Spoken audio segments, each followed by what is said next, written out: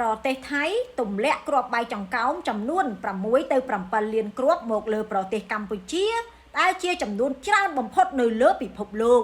បងប្អូនព័ត៌មានមួយសំខាន់ខ្លាំងណាស់សំណូមពរឲ្យបងប្អូនទាំងអស់គ្នាជួយ share បានគ្រប់គ្នាចាដើម្បីឲ្យប្រជាជនខ្មែរយើងបានដឹងបានឮបានឃើញនៅព័ត៌មានមួយនេះថ្ងៃនេះតែម្ដងថ្ងៃទី9 ខែ 8 2026ស៊ីម៉ាក់បានបង្ហាញថាប្រទេសថៃ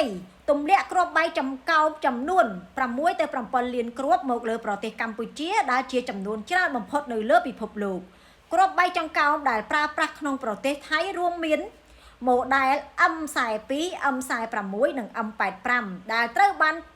ចែកចាយពីពេញភូមិនិងតំបន់កសិកម្មក្នុងសហគមន៍ចំនួន335នៅក្នុងទឹកដីប្រទេសកម្ពុជាបងប្អូនណាជួយ share ឲ្យបានគ្រប់គ្នាចានេះគឺជាភស្តុតាងចារឹងមួយដើម្បីឲ្យពិភពលោកបានឃើញអរគុណច្រើន